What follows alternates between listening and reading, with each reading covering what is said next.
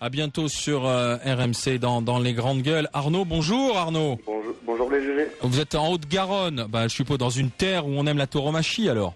Et oui, tout à fait, même si la feria locale qui avait lieu à Fumigui n'a plus cette année pour des motifs politiques, tout simplement un changement de mairie. Mais effectivement, avec le Gers à proximité, on est quand même un coin assez tauré.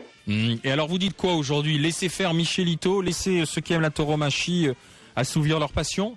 Exactement, puisque là on a vu que c'était pas la question que ce soit un enfant qui fasse de tauromachie ou pas, c'est plutôt les pour les contre.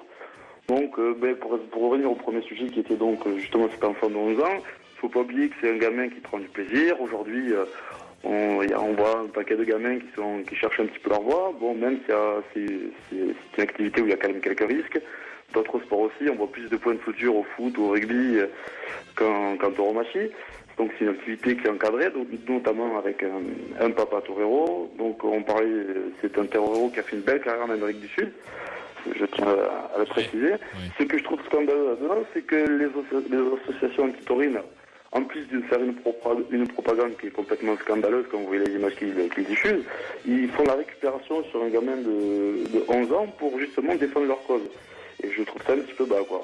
D'autant plus qu'ils reprochent aux parents du en même temps, ils en font, Arnaud, ils en font un véritable exemple en disant qu'un enfant de 11 ans, effectivement, il est exposé. Ils ont raison, ils sont dans leur combat, ils sont dans leur logique. On va pas leur reprocher aujourd'hui.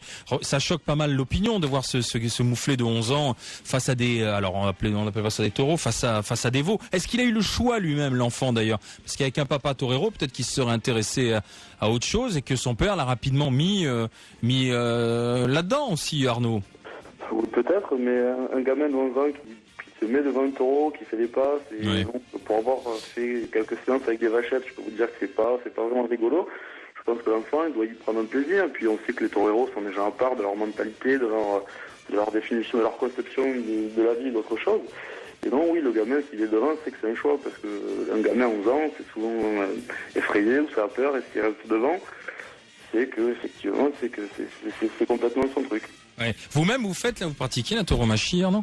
Non, pas du tout. Moi, j'ai été initié par mes parents à la tauromachie très tôt. Ouais. Donc, j'ai créé une peña taurine qui s'appelle la Peña Los Turistas. Je me fais un petit peu de pub.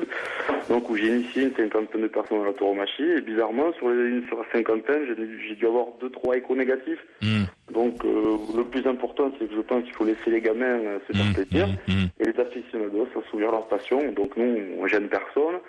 On rentre pas en conflit avec les anti-taurins. Je veux dire, c'est eux qui viennent nous traiter de sadiques, comme ça, devant les arènes. C'est plutôt marrant.